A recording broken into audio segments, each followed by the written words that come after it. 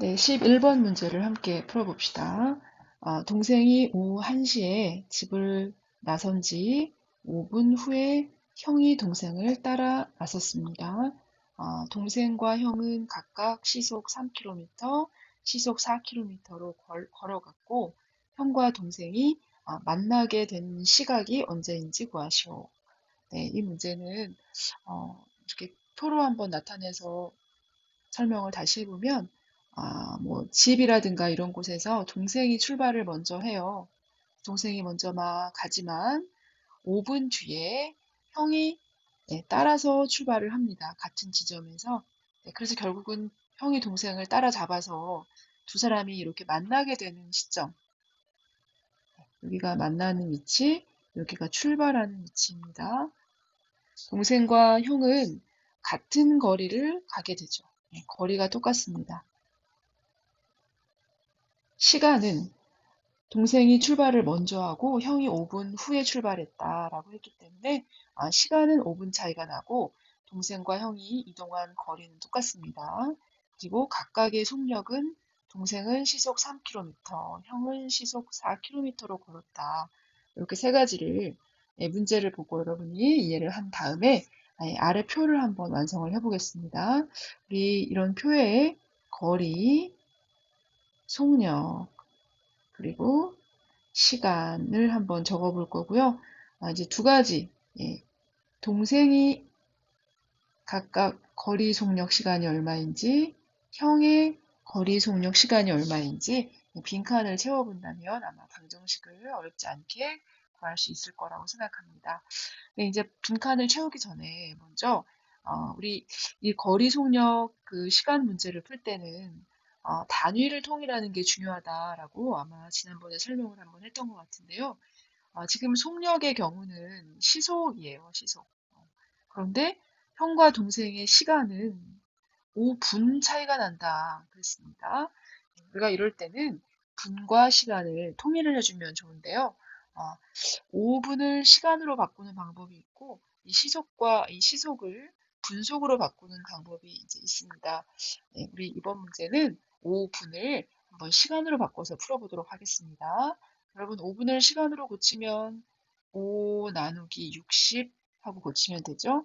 네, 60분의 5를 약분하면 바로 12분의 1 시간이 되겠습니다. 그래서 우리 식을 한번 세워보도록 할게요. 그리고 아직 우리 제일 중요한 거 결정하지 않았죠. 방정식에서 미지수 x를 무엇으로 하는가. 네, 이게 가장 중요할 텐데 지금 이 문제는 어, 형과 동생이 만나는 시각이 언제인가라고 했기 때문에 네, 동생이 출발해서 형과 만날 때까지의 시간을 우리가 x라고 한번 정해 보겠습니다.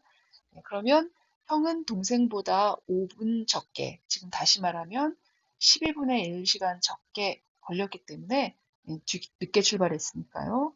x-12분의 1, 여기 단위는 시간입니다. 네, 그리고 속력은 동생이 시속 3km다 그랬으니까 3. 형은 속력이 바로 4가 되겠죠. 네, 이번 시속은 단위가 km per c가 되겠습니다. 시속이기 때문에. 네, 그리고 이제 마지막에 동생과 형이 총 이동한 거리는 아래 빈칸에 있는 속력과 시간을 이용해서 채워볼 수 있겠죠. 여러분, 거리 구하는 식 기억하고 있죠? 거리는 바로 속력과 시간을 곱해주면 구할 수 있다. 네, 따라서 동생이 이동한 거리는 속력과 시간을 곱한 3 곱하기 x가 되겠고요. 형이 이동한 거리는 속력 4와 시간 x-12분의 1을 곱한 게 되겠죠. 네, 이번에 이 거리는 단위가 킬로미터입니다. 네, 속력에 있는 단위를 똑같이 통일을 시켜줘야 됩니다.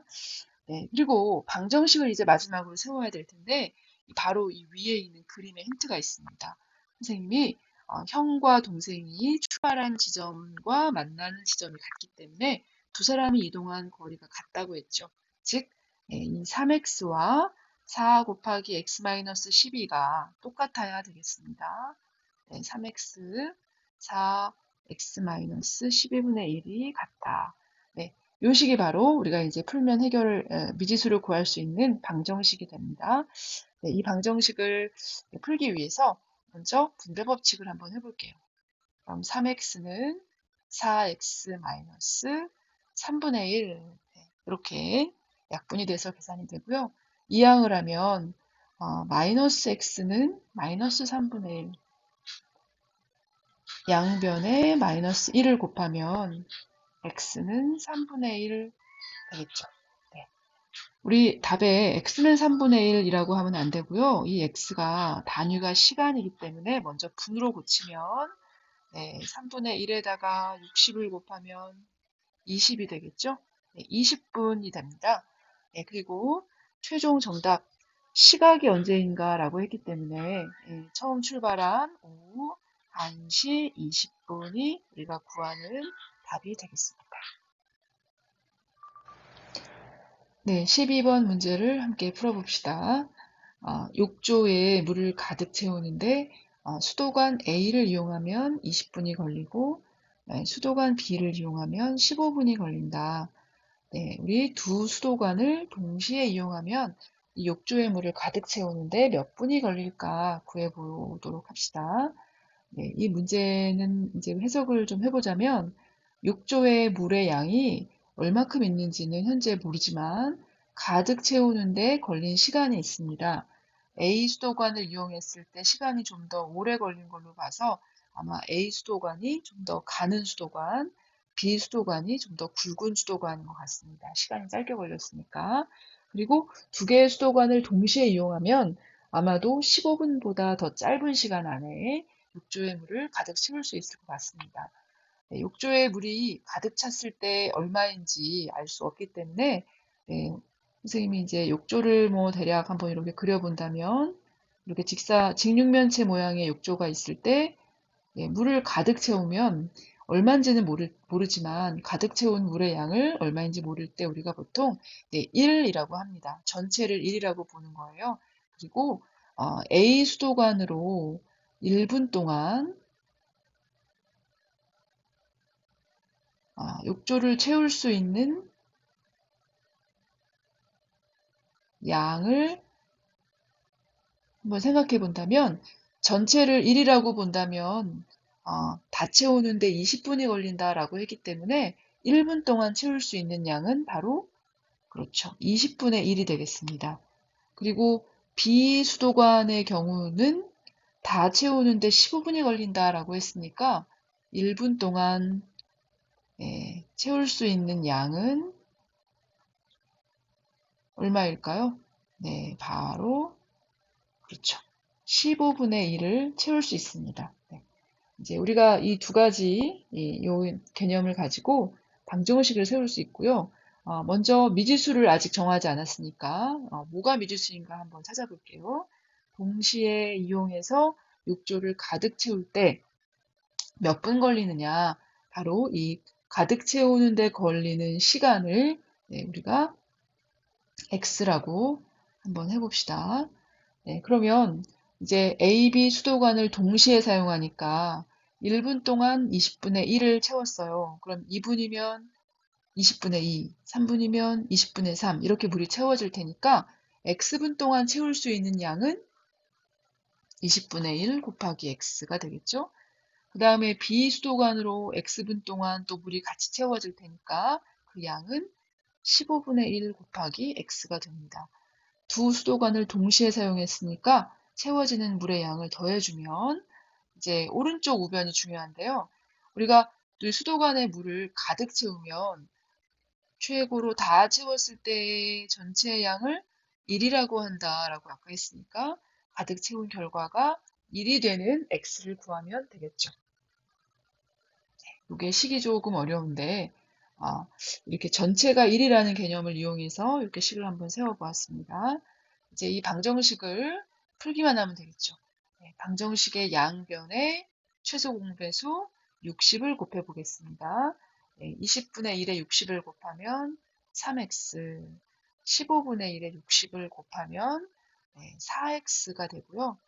우변에도 1을 곱하니까 60이 되죠. 그래서 7x는 60이구나. 네, 양변을 7로 나누게 되기 때문에 x가 7분의 60이 됩니다. 우리 몇 분이 걸립니까? 라고 했는데 답이 7분의 60이 나왔어요.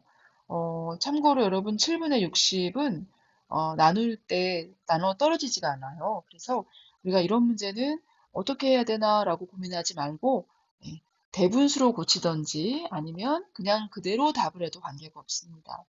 가득 채우는데 걸리는 시간은 7분의 60분 네, 이렇게 적어도 전혀 지장이 없어요. 앞으로 여러분이 중학교 수학의 문제를 풀 때 답에 분수가 나온다고 해서 약분을 최대한만 하면 됩니다. 약분이 되지 않으면 그냥 이 상태 자체로 답이 됩니다. 네, 7분의 60분이 바로 정답입니다.